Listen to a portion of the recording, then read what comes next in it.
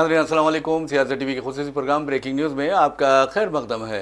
मैं मोहम्मद रियाज अहमद और मेरे साथी अशरिया शेर। शुक्रिया। बहरहाल नाज़रीन, जहाँ तक खबरों का सवाल है, आप अच्छी तरह जानते हैं कि किस तरह महाराष्ट्र में हालात यानी सियासी हालात बदल रहे हैं। लेकिन एक बात ज़रूर है कि बीजेपी हिंदुत्व के नाम पर लोगों को तकसीम करने में मसरूफ़ है। ये मैं नहीं कह रहा हूँ, बल्कि खुद अपोजिशन जमात भी कह रही हैं और अपोजिशन लीडर्स भी कह रहे हैं। और दूसरी अहम खबर आपको बता दें कि जहाँ तक महाराष्ट्र का सवाल है, बहुत अहम खबर आ रही है। हम उस खबर के बारे में बाद में बात करेंगे। लेकिन एक बात सबसे अहम है कि वज़ीर आज़म नरेंद्र मोदी 17 सितंबर 2025 को यानी जारिया साल ही वो 75 साल के हो जाएंगे। अपनी उम्र के 75 साल मुकम्मिल कर लेंगे। उम्र की 75 बहारें वो देख चुके होंगे। ऐसे में उन्हें घर का रास्ता बताने या दिखाने का पूरा मनसूबा बनाया जा रहा है और तैयारियां की जा रही है। यह अलग बात है कि वज़ीर आज़म नरेंद्र मोदी उसका जवाबी इक़दाम क्या करते हैं, यह अलग बात है। लेकिन आरएसएस सरबराह मोहन भागवत ने वाज़ेह तौर पर कह दिया था कि जो भी लीडर 75 साल के हों, उन्हें अपने जिम्मेदारियों से सुबुकदोश हो जाना चाहिए। अब देखना यह है कि वज़ीर आज़म सुबुकदोश होते हैं या नहीं होते। लेकिन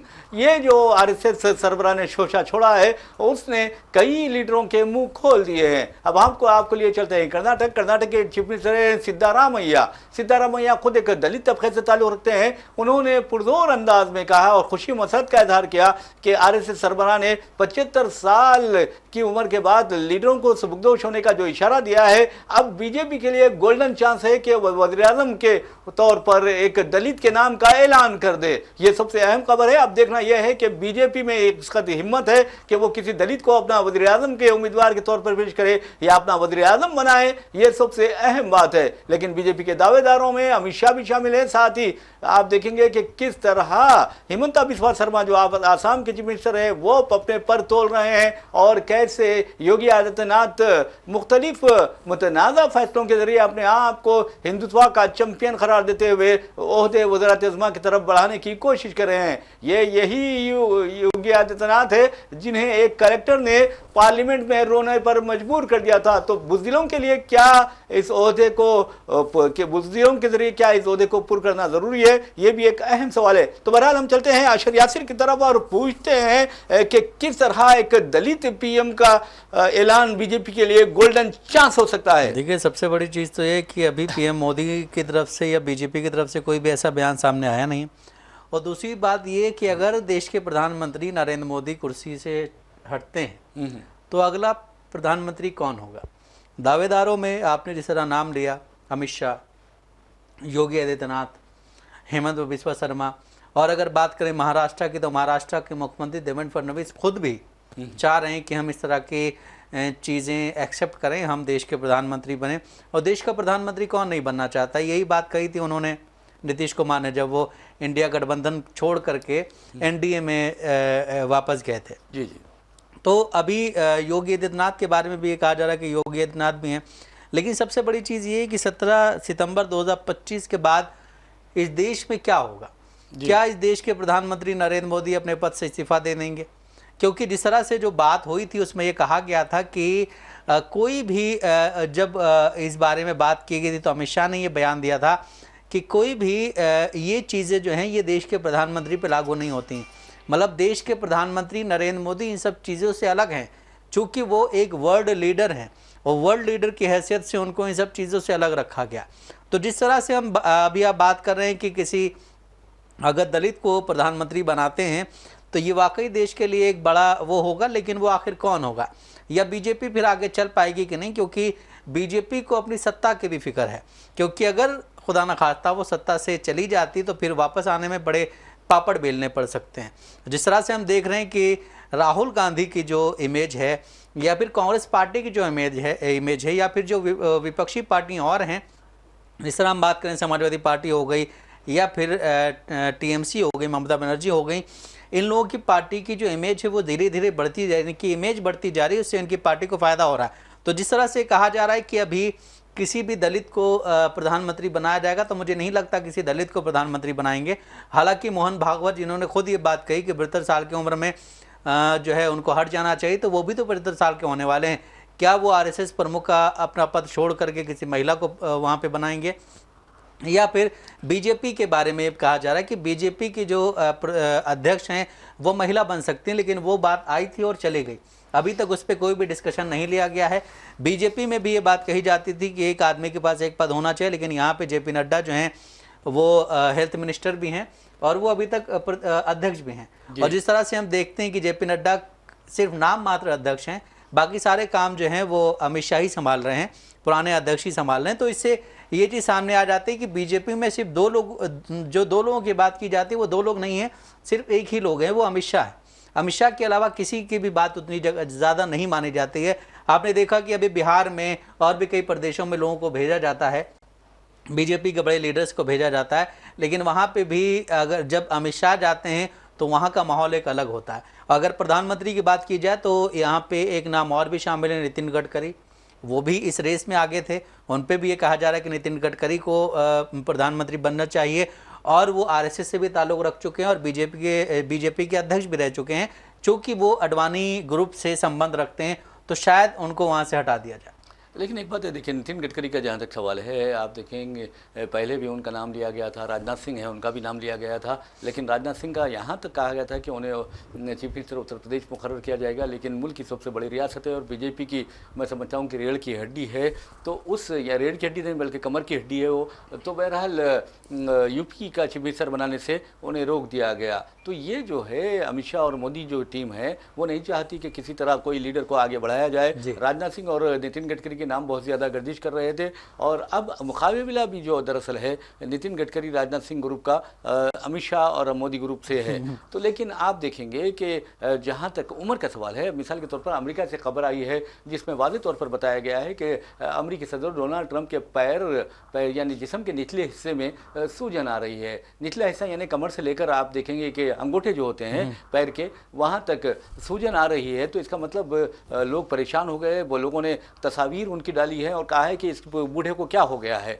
तो आप अंदर 79-80 ईयर्स के अब उन्हें हो रहे आ रहे हैं। तो आपको बताने का मकसद ये है कि वो स्प्रिन बहुत ज़्यादा इस्तेमाल करते हैं, इस बात का भी इंकशाफ हुआ है। इसके अलावा दूसरे शौक भी उनके हैं, तो नसों की कमज़ोरी भी बहुत ज़्यादा उनमें पाई जाती है और ये कहा जाता है कि आर्ज़ा क़ल्ब जो होता है, दिल की जो बीमारी होती है, उसके लिए वो स्प्रिन का इस्तेमाल करते हैं। और उनके हाथों पर धब्बे भी आ रहे हैं और उसकी तस्वीर भी मंजर-ए-आम पर आई है। तो ऐसे में आपको बता दें, डॉक्टर्स व्हाइट हाउस के एक तर्जुमान का बयान आया है यासिर, जिसमें व्हाइट हाउस के तर्जुमान ने कहा है कि डोनाल्ड ट्रंप के पैरों पर जो सूजन आ रही है, निचले हिस्से में जो सूजन आ रही है जिस्म के, वो दरअसल उम्र का तकाजा है, क्योंकि 70 साल की उम्र के बाद इस तरह के आर्ज़े होते रहते हैं, इस तरह की बीमारियों में लोग मुब्तला होते रहते हैं। और आपको ये भी बता दूं कि उन्होंने ये भी कहा कि सदर ट्रंप नसों की बीमारी का शिकार है, यानी उनकी नसें कमज़ोर हो गई है। लेकिन इसीलिए क्या नसों का, यासिर आप बताइए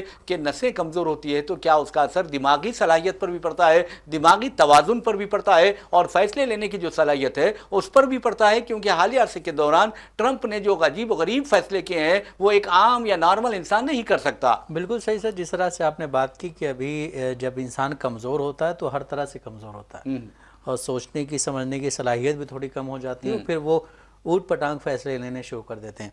वो बात अलग है कि वो देश के राष्ट्रपति हैं तो उनके पास बहुत सारी चीज़ें हैं, उनके पास अच्छे डॉक्टर्स होंगे, लेकिन अगर आप देखिए कि इस एज में जाते जाते एक नॉर्मल इंसान जो है वो कहीं ना कहीं बिस्तर पकड़ लेता है, वो चल फिरने में दिक्कत होती है। चूँकि सबसे बड़ी वो बात ये है कि वो राष्ट्रपति हैं, उनके साथ डॉक्टर्स भी हैं, तो उनकी एक अच्छी केयर हुई जा रही है। लेकिन उस केयर के बावजूद भी उनकी जो अभी जो आपने रिपोर्ट पेश की है, जो आपने तस्वीर एक पूरी बना करके बताई हम लोगों को कि हाथ में भी उनके धब्बे पड़ रहे हैं, पैर में सूजन आ गई है, तो ये वाकई एक देखा जाए तो काफ़ी टेंशन वाली बात है कि अगला राष्ट्रपति कौन होगा। जिस तरह हम अभी हिंदुस्तान में बात करें कि अगला प्रधानमंत्री कौन होगा, लेकिन इसी बीच खबर और भी सामने आई है सर कि रॉबर्ट वाड्रा के खिलाफ जो गुरुग्राम लैंड डील मामले में ईडी ने मनी लॉन्ड्रिंग का केस दर्ज किया है, जिसकी सुनवाई 24 जुलाई को होगी। रॉबर्ट वाड्रा पर ईडी की इस कार्रवाई को लेकर कांग्रेस सांसद और विपक्ष के नेता राहुल गांधी ने अपनी प्रतिक्रिया दी है। जी, उन्होंने ईडी की इस कार्रवाई को लेकर कहा है कि मेरे जीजा जी को पिछले 10 सालों से ये सरकार परेशान कर रही है, ये ताज़ा आरोप पत्र उसी षड्यंत्र का एक और हिस्सा है, आखिरकार सच्चाई की जीत होगी। जिस तरह से हमने देखा कि जब बीजेपी सत्ता में आने वाली थी 2014 में, उस दौरान ये कहा गया था कि रॉबर्ट वाड्रा आप जेल में जाएंगे, लेकिन आप देखिए कि कार्रवाइयाँ होती हैं, उनके खिलाफ कोई भी ऐसी चीज़ नहीं पाई जाती जिससे उन्हें जेल में डाला जाए। हालांकि कई बार ईडी की रेड पड़ती है और सुनवाइयाँ होती रहती हैं, लेकिन उसके बावजूद भी उनके खिलाफ कुछ मिलता नहीं है। इसी वजह खबर और आई है कि देश के प्रधानमंत्री नरेंद्र मोदी जो हैं बिहार पहुंच चुके हैं। मोतिहारी में पीएम मोदी ने रोड शो किया। जिस तरह हम बात करते हैं कि जब पहलगाम का अटैक हुआ था उसके बाद भी देश के प्रधानमंत्री नरेंद्र मोदी बिहार गए थे और बिहार में उन्होंने एक रैली को संबोधित किया था। उस दौरान उन्होंने आतंकवादियों को एक संदेश दिया था। लेकिन जिस तरह से संदेश दिया गया था और जिस तरह की चीज़ें पेश आई थी, उसके बाद एक स्केच बना करके पेश किया गया। बाद में पता चला कि स्केच जो है ये डुप्लीकेट है, ये ओरिजिनल स्केच नहीं है। और ये लोग जो है वो क्या बोलते हैं, सही नहीं, जिनका स्केच बनाया गया है।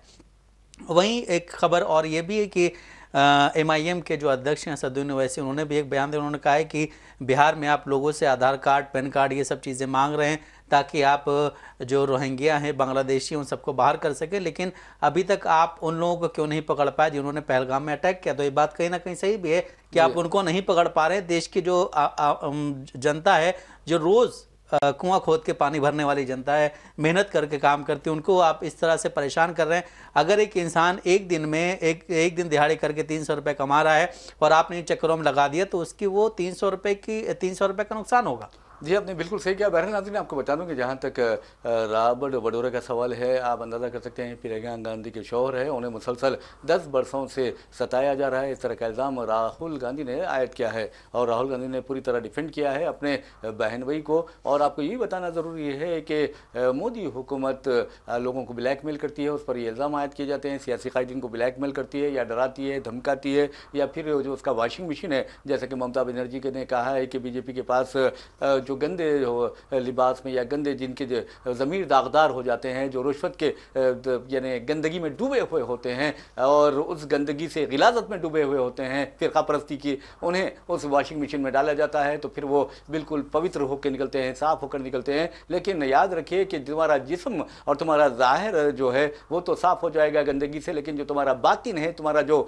इनर के एबिलिटी है, अनबिल्ट जो खुसूसियात है, वो तो बहुत ही गंदी रहेंगी, हमेशा गंदी रहेंगी। तुम्हारी सोच, तुम्हारी फिक्र भी गंदी रहेगी और तुम मुल्क को फ़ायदा पहुंचाने के बजाय अपने आप को फ़ायदा पहुंचाएंगे, अपनी ज़ात को फ़ायदा पहुंचाएंगे, अपने बीवी बच्चों को फ़ायदा पहुंचाएंगे। और वो भी अगर तुम्हारे बीवी रही तो बच्चे होंगे, अगर बीवी ना हो तो बच्चे कहाँ से होंगे, ये भी सोचने वाली बात है। और अगर वैसा भी ना हो, अगर बच्चे भी ना हो, बीवी भी ना हो, तो आप देखेंगे कि कई बीजेपी कायदीन के खिलाफ इस तरह के वीडियोज़ आ रहे हैं जिसमें वो रोड पर ही शुरू हो जा रहे हैं। तो कहने का मतलब ये है कि इस तरह की जो गिलाजत हिंदुस्तान में फैलाई जा रही है उसे रोकना बहुत ज़रूरी है। और इसके लिए अगर कोई वॉशिंग मशीन में किसी को डालता है तो उस वॉशिंग मशीन को ही तबाह व बर्बाद कर देना चाहिए और उसको बर्बाद किया जा सकता है अपने वोटों के जरिए और अपने जमहूरियत के जरिए, अपनी सेक्युलरिज्म के जरिए, अपने दस्तूर के जरिए। लेकिन याद रखिए कि राहुल गांधी का खानदान या गांधी जो परिवार है वो माधवराव सिंधिया के खानदान की तरह नहीं है कि डराएं या धमकाएं तो फिर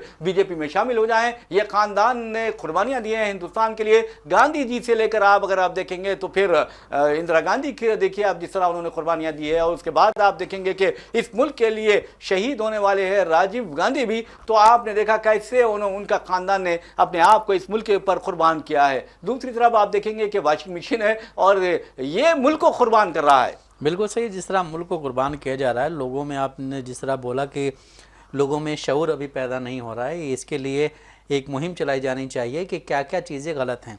अभी हम देख रहे हैं कि उत्तर प्रदेश में या दिल्ली में एक यात्रा चली जिसको कांवड़ यात्रा कहा जा रहा है। उस दौरान जो कांवड़िए हैं वो जो है उत्पात काफ़ी मचा रहे हैं, लोगों को मार रहे हैं, लोगों की गाड़ियां तोड़ रहे हैं और काफ़ी सारे नुकसानात कर रहे हैं। एक लेडी हैं जिनका वीडियो अभी जारी हुआ है, उनका ये कहना है कि मैं खुद हिंदू हूँ और बड़ी मेहनत से हमने एक ढाबा बनाया है और उस ढाबे को उन लोगों ने तोड़ दिया। सरकार इन लोगों के साथ है, हमारा कुछ नहीं हो रहा है। और जिस तरह से हमने कल भी बताया था कि कांवड़ियों के जो सुरक्षा है उसके लिए पुलिस तैनात की गई है, उनके लिए पूरा रोड ब्लॉक कर दिया गया है।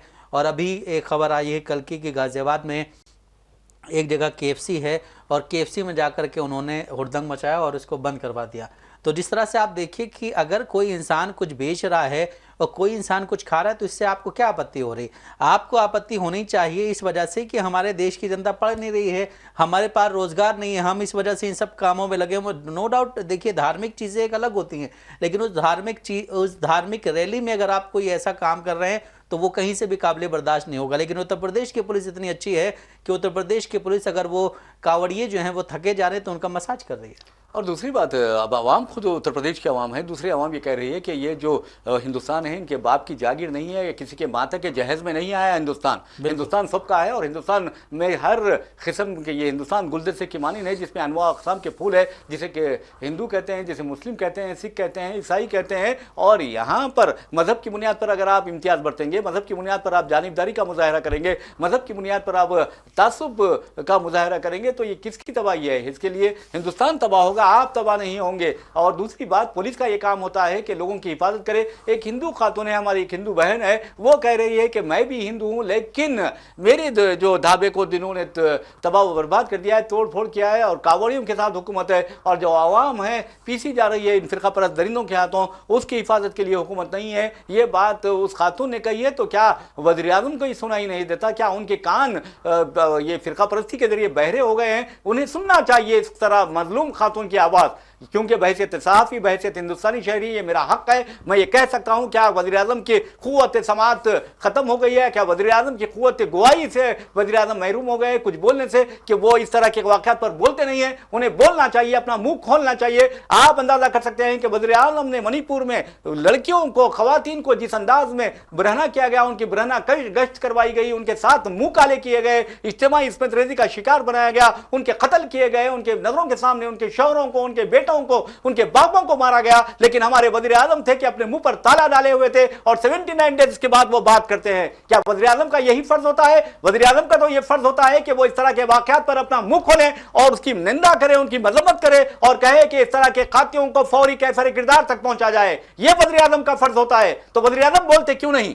देखिए, वुमेन महिला सशक्तिकरण के खिलाफ बहुत बोला जाता है, उनके पक्ष में बहुत बोला जाता है, और ये बीजेपी की सरकार में ही ये चीज़ें ज़्यादा आम हो गई हैं कि महिला जो है वो आगे बढ़ रही हैं। और ये पहले से ही है, कोई अभी नहीं हुआ, लेकिन हर चीज़ को एक पॉलिटिकल मुद्दा बना करके और वोट हासिल करने के लिए चीज़ें की जा रही हैं। लेकिन जब ऐसी घटनाएं होती हैं महिलाओं के ख़िलाफ़ या छात्राओं के ख़िलाफ़, अभी हमने देखा कि बरेली में एक लड़की थी जिसका 9th में एडमिशन हुआ था और एग्ज़ाम में फ़ीस नहीं जमा हो पाई थी। उसकी रीज़न ये था कि उसके पापा रिक्शा चलाते हैं, उनके पास पैसे इकट्ठा नहीं हुए थे, तो उसने आत्महत्या कर ली। जी। बाद में बताया गया कि उसके बाप ने स्कूल के प्रिंसिपल को बोला जा करके कि आप एग्ज़ाम में बैठने दीजिए, और हम जो है फ़ीस जमा कर रहे, कि उन्होंने नहीं बैठने दिया, और हताश हो करके उसने फिर ख़ुदकुशी कर ली।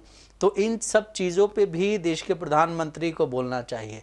आप बेटी बचाओ बेटी पढ़ाओ का नारा देते हैं, लेकिन वहीं आप ही के जो है शासित राज्य जो हैं, चाहे वो उत्तर प्रदेश हो, बिहार हो, महाराष्ट्र हो, मध्य प्रदेश हो, राजस्थान हो, वहाँ पे इस तरह की घटनाएं होती हैं तो उसको दरबारी मीडिया की तरफ से चुप करा दिया जाता है। उस दिन कोई ऐसा मुद्दा उठा दिया जाता है जिससे लोगों का ध्यान भटक जाए। लेकिन जब वही चीज़ कहीं ऐसी राज्य में हो जहाँ पे किसी और की सरकार हो, किसी और पार्टी की सरकार हो, तो वहाँ के मुद्दे को आप देखिए कि वही दरबारी मीडिया जो है बहुत बढ़ चढ़ के उठाता है।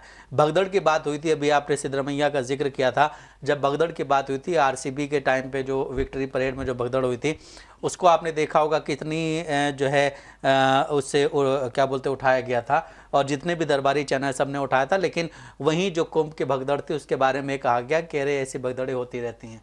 वही जब भगदड़ बाबा वाली जो हम लोग कल भी डिस्कशन कर रहे थे, तो बाबा वाली भगदड़ पे भी कुछ नहीं कहा गया। उसके बाद कई भगदड़ें हुई, दिल्ली के प्लेटफॉर्म पे भगदड़ हुई थी कुंभ के टाइम पे ही, लेकिन उन सब चीज़ों पे कुछ नहीं कहा गया।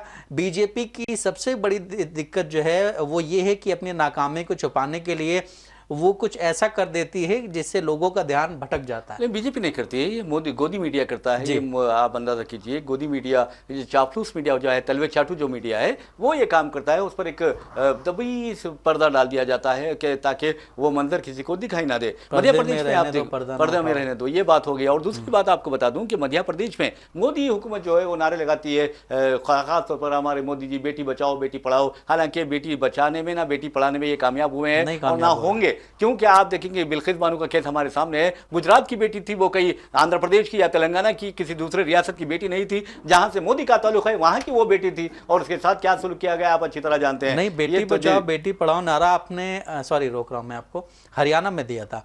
और हरियाणा की जो पहलवान थी वो जब ओलंपिक से जीत के आई थी तो आपने उनके साथ फोटो खिंचवाई थी। उसके बाद जब वो प्रोटेस्ट कर रही थी, जब आप नए संसद में एंट्री कर रहे थे, वो लोग प्रोटेस्ट करने आए तो उनको आपने बीच रोड पे घसीटवाया था। जी हाँ, जी हाँ। तो आप ये देख सकते हैं कि ये सिर्फ नारे दिए जाते हैं, ये सिर्फ कागजी कार्रवाई की जाती है, ये सिर्फ हर जगह अपना फोटो लगाने के लिए ये सारी चीज़ें की जाती है। लेकिन अगर आप ज़मीन पे जाएंगे, ज़मीनी लेवल पे इस तरह का कोई काम नहीं है। एक बच्ची के साथ रेप केस होता है, वो बच्ची मुसलमान थी, और वो जब वहाँ पे जाती है अपनी रिपोर्ट दर्ज करवाने, तो एक नॉन मुस्लिम जो इंस्पेक्टर होते हैं वो ये कहते हैं कि वहाँ किया था, अब हमारे साथ भी करवाओ, तभी हम जो है आपकी रिपोर्ट लिखेंगे। तो इस तरह की चीज़ें की जा रही हैं सर प्रदेश में। आप ये देखिए कि आप ये देखिए कि एक तरफ देश के प्रधानमंत्री ये नारा दे रहे हैं बेटी बचाओ बेटी पढ़ाओ, ना तो आपने सही कहा कि ना तो बेटी बच पा रही है और ना ही पढ़ पा रही है। अभी हमने देखा कि किस तरह से घटनाएं हो रही हैं, आत्महत्याएं हो रही हैं, खुदकुशी हो रही है। अभी जो उड़ीसा में हुआ उसमें ये भी कहा गया कि वो एबीवीपी की विंग से थी, और उसने जो है सबको एप्लीकेशन लिखी थी, लेकिन किसी ने भी उसका साथ नहीं दिया। तो आप ये देखिए, किसी का साथ नहीं देना है, बस सबको अपनी कुर्सी प्यारी है। अब देखिए, एबीवीपी अखिल भारतीय विद्यार्थी परिषद, ये बीजेपी का स्टूडेंट विंग है, इसलिए मैं आपको वाज़े तौर पे कह रहा हूं कि उससे वाबस्ता रहने के बावजूद भी उसका जिनसी इस्तेसाल किया जाता रहा प्रोफेसरों के हाथों। उसने कई मरतबा शिकायत भी की कि प्रोफेसर्स मेरा जिनसी इस्तेसाल कर रहे हैं, उसके बावजूद उसकी कहीं सुनवाई नहीं हुई, और आप देखेंगे उस लड़की ने खुदकुशी कर ली। तो बहरहाल ये तो अलग बात है, लेकिन जैसा कि यासिर ने बताया कि एक इंस्पेक्टर ने एक मुस्लिम लड़की को ये कहा कि तुम्हारा तो रेप जिस तरह हुआ है यहां पर भी हमारे साथ करो, हम जब एफआईआर दर्ज करेंगे। तो उसको शर्म आनी चाहिए एक पुलिस ओहदेदार रहते हुए, अगर वो इस तरह की बात करता है। तो अगर उसकी बेटी के लिए, उसकी बेटी से ये सवाल किया जाए तो वो क्या करेगा, वो तो मैं समझता हूं कि गैरत तो बेगैरत था, वो इस तरह की बात कर रहा था। अगर गैरतमंद रहता तो वहीं मरता या मार देता। और दूसरी अहम बात, उसकी बीवी के साथ अगर ये बात की जाती, उसकी बहन के साथ ये सवाल किया जाता कि तुमने उधर काम किया है, हमारे साथ भी काम करो, तो उसका क्या हाल होता। अगर उसकी मां के साथ ये सवाल किया जाए तो वो क्या कहेगा, ये सबसे अहम सवाल है। हर किसी को यह सोचना चाहिए कि उसके घर में भी मां है, उसके घर में भी बहन है, उसके घर में भी बीवी है, उसके घर में भी बेटी है, उसके घर में भी बहू है। यह सोचना चाहिए। सिर्फ मजहब की बुनियाद पर इस तरह की गंदी बातें करना, मैं समझता हूं कि इस तरह के पुलिस वालों के और महकमे पुलिस पर एक धब्बा है, दाग है। बिल्कुल सही सर, दाग है। और जिस तरह से चीज़ें आप देखिए कि प्रदेश, उत्तर प्रदेश हो या मध्य प्रदेश हो, या हम बात करें सेंट्रल गवर्नमेंट की तरफ से बहुत सारी स्कीमें ऐसे चालू की जाती है, लेकिन उनका ज़मीनी लेवल पे कुछ भी काम नहीं होता है। और जिस तरह से ये सारी चीज़ें फैलाई जाती हैं, और आप ये देखिए कि एक इंस्पेक्टर का मनोबल आप देख रहे हैं किस तरह का है। वो उसकी मेंटालिटी आप देखिए कि वो ये कह रहा है कि तुम्हारे साथ वहां जो हुआ है वो तुम यहाँ करो। उसको तो लात मार के महकमे से निकाल देना चाहिए, लात मार के। लेकिन बात किक आउट कर देना चाहिए। उस पे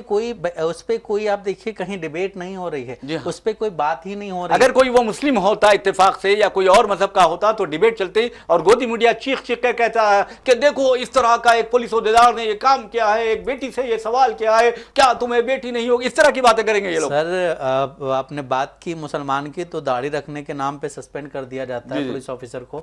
हमने कल इस पे डिस्कशन किया था। सिर्फ दाढ़ी रखने के नाम पे उनको जो है सस्पेंड कर दिया जाता है। तो आप ये देखिए कि अगर कोई इतना बड़ा काम करने की सोचेगा भी कैसे फिर। अरे गोदी मीडिया को सोचना चाहिए कि बेटी बेटी होती है, लख्त जिगर होती है, ना हिंदू होती है ना मुसलमान होती है, ये हाल होना चाहिए। तो बहरहाल नाज़रीन, एक और खबर की जानिब आपको लिए चलते हैं। उस खबर का ताल्लुक महाराष्ट्र से है, और महाराष्ट्र में आपको बता दूं कि जिस तरह बीजेपी हुकूमत इक़दाम कर रही है, यानी बौखलाहट का शिकार हो गई है, कभी फैसले करती है कि हिंदी मुसल्लत की जाएगी, कभी हिंदी को वापस लेती है। और आप देखेंगे अब एक फैसला उसने किया है कि हिंदू, बुद्ध और सिख जो है वो ही BC सर्टिफिकेट हासिल कर सकते हैं। अगर कोई दूसरे धोखाधड़ी के साथ ये सर्टिफिकेट हासिल करेंगे तो उनके खिलाफ कार्रवाई की जाएगी। तो आप कीजिए कि मैंने पहले भी कहा कि यह हिंदुस्तान किसके बाप की जागीर नहीं है और ना किसी के माता के जहेज में आया है, बल्कि यह हिंदुस्तान सबका है, और सबको कानून ने, दस्तूर ने बुनियादी हुकूक अता किए हैं। और दस्तूर ने यह नहीं कहा कि बुद्ध को, हिंदू को और सिख को BC सर्टिफिकेट दे दिए जाएं और मुसलमानों को और दूसरों को ना दिए जाएं। दस्तूर ने नहीं कहा है। यह गैर दस्तूरी काम दस्तूर के क्या हलफ लेने वाली हुकूमत कर रही है। कितनी शर्म की बात है। सर आप अभी ये भी देखिए कि महाराष्ट्र में जो भाषा विवाद चल रहा है उस जी, पे जी। भी बीजेपी की तरफ से कहा जाता है, बीजेपी के एक लीडर हैं जो कि सिर्फ उल्टे सीधे बयानों के लिए जाने जाते हैं, नीतीश आने, जिनका ये कहना है कि मदरसों में जो है क्या बोलते हैं मराठी में पढ़ाई हो जी, जी। और अजान जो है मराठी भाषा में दी जाए। बहरहाल मैं समझता हूं कि उनके उल्टे होने का वक्त आ गया है। जब वो उल्टे होंगे तब तक इस तरह के बयान देंगे। बहरहाल नाज़रीन, इसी के साथ हम अपना प्रोग्राम ब्रेकिंग न्यूज इख्तिताम को पहुंचाते हैं। अपने मेजबान मोहम्मद रियाज अहमद और मेरे साथी अशर यासिर को इजाजत दीजिए। इंशाल्लाह फिर मुलाकात होगी, फिर बात होगी। तब तक के लिए अल्लाह हाफिज।